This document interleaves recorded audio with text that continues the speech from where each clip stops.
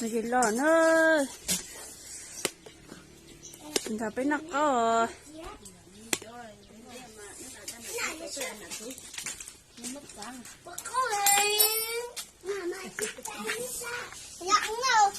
nắc cao ra nắc cao ra nắc cao ra nắc cao ra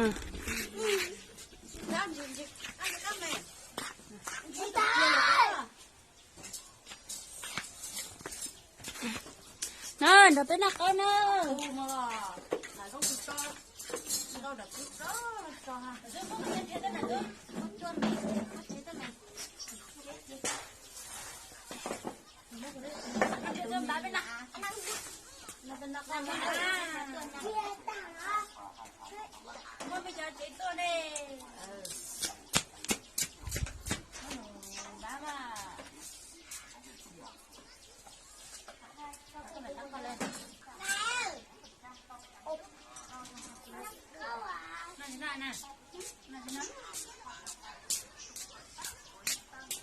đâu cố mà lại đâu có chín lục của nó nha. Một chín đó nữa.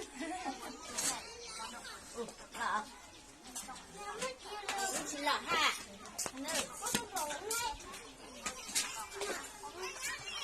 Sao tôi lúc mà? Tôi lúc nào mà? Ít thôi nhá.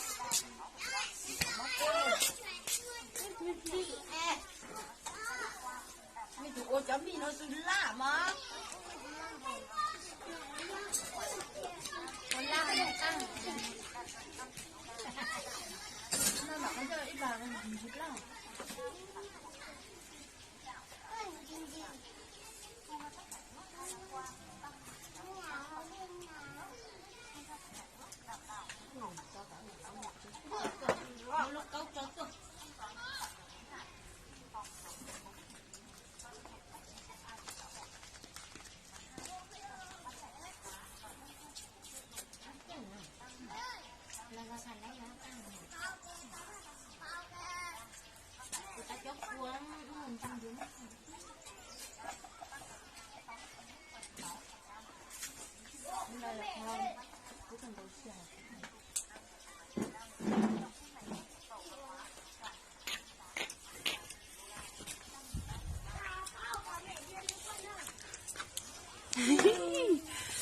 càng thật tài không mình chỉ thấy nhiều luôn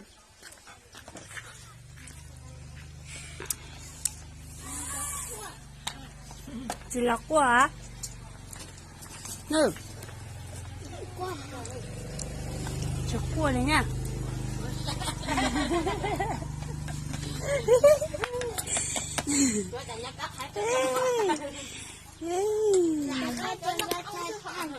hả vậy con ta mùa em mùa có số năm mà hữu nè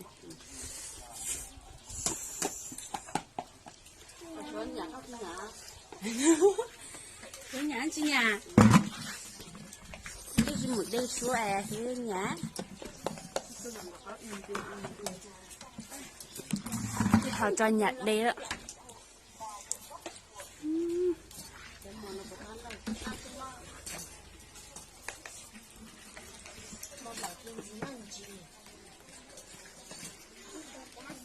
Trời ơi, con đi tôi nhiều.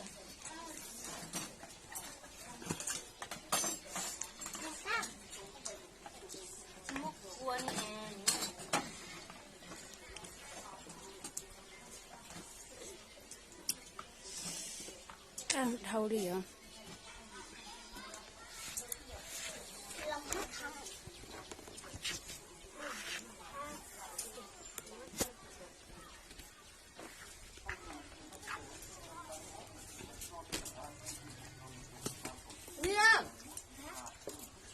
Mama, kalian jangan cerita. Hả? Đúng hả?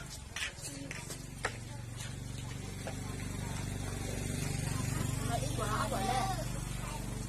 Đi về. Nó cũng cô à, cho nên đây là cũng cô nha.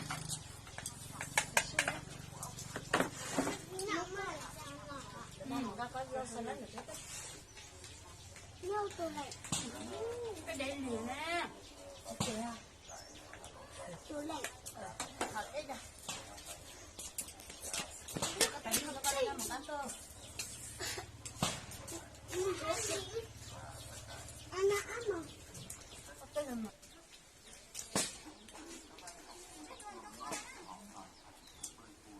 Có tiền là trong cái nhà ăn mà từ đây là khá cái bế. Trong cuộc mình tiền cũng trả được tiền lắm. Tôi thì nó tôi phải tôi té. Nên một đàn ông là sao? Nó sẽ tắt nó là sấy thành số khai số à. Nó xa thì mình làm không? Như là tôi ăn đúng rồi.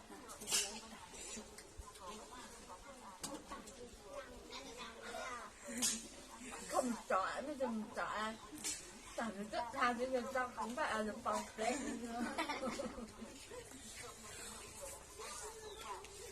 Nhưng mà nghe có chú mới dịch tôi mới là cá hả? Chỉ biết cho cá thì thịt thế mà giống mấy tôi rồi đấy.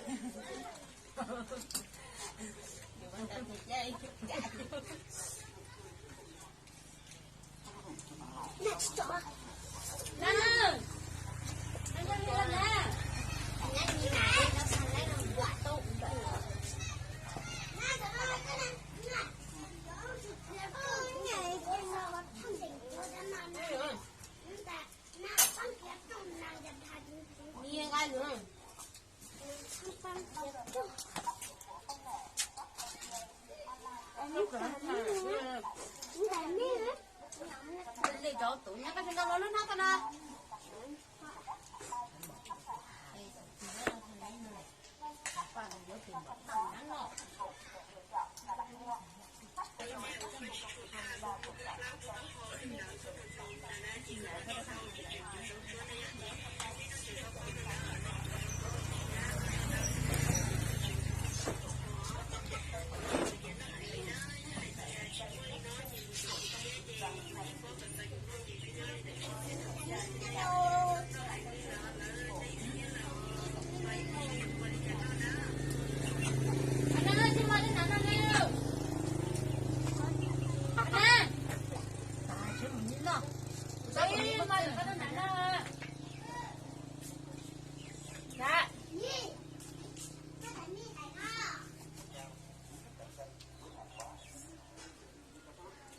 Đúng là là ác thôi này.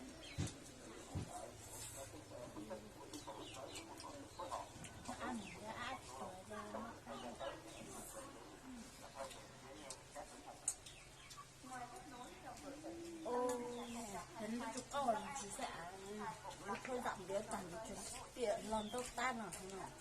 Tôi giọng đứa này.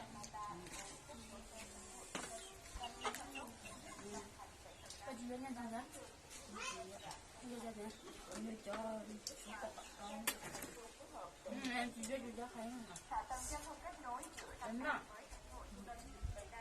Có kẹo dưa. Kẹo sữa chua hậu. Kẹo dưa cho Khánh trang luôn mua cho kẹo dưa làm được. Tôi thấy tôi mua mình này. Tôi đưa cho bồi chua Khánh này. Còn anh ra là con là rồi chọn hai đứa lọt tính rồi.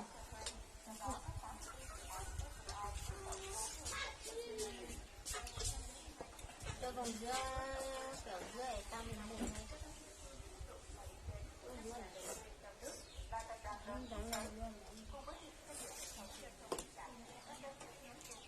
Ở chú cái này chú đã mua là tôi vừa biết tao là mua đến nào còn lại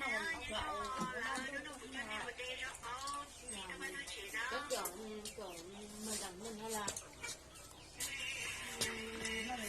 cho hắn nội cho rồi cho nó nhiều cái nó hao là nó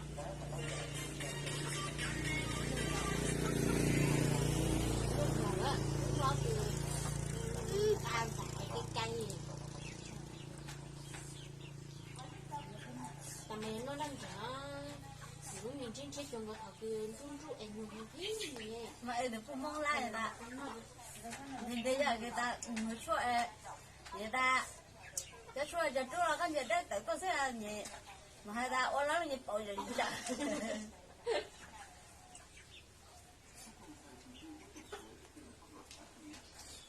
nhưng mà tôi cũng mua đó bây giờ một khoản là gì tôi có đi mua cái gì nhé đi cho sao tôi lại cũng mua nhá vẫn nó ta đây đừng có lá vào là chứ mà mua công ty gì chính tranh này thật ra nhớ chế nó lo thở nó đó chứ thì cứ chuột từ đất chip của chiều hay cho ít tỷ hay ô một cái khá là tôi có nó có lấy nó có lấy được thì cũng lấy được cái nè nhưng mà bây giờ cái nó cái chân nè cái nó cái chút ta nó tôi trả ra rất tiền nè chấm chắc có làm mà chỉ chút khác này nó mang ra mình lớn mà bây giờ nó ẩm bò chấm cậu tao hay muốn ra vì người bà hàng cũng đang có 8 môn nữa nè bây giờ để phải xem lại môn nữa đây anh đang vô cho cả ta vậy thì lấy nhớ này tiền cả cho nó càng còn là tăng của tăng nó cả cả nữa nhớ này tiền đi chỉnh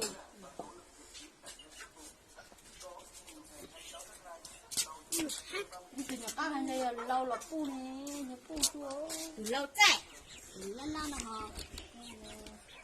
lâu lâu sẽ ra gì đó như tụi cá chạy cũng sao mình chạy lu hay là chạy đi lu hết là để chúng mình thì nhung đâu có tàu chạy tự để là đó tao tao tê không có là một chuối không có tao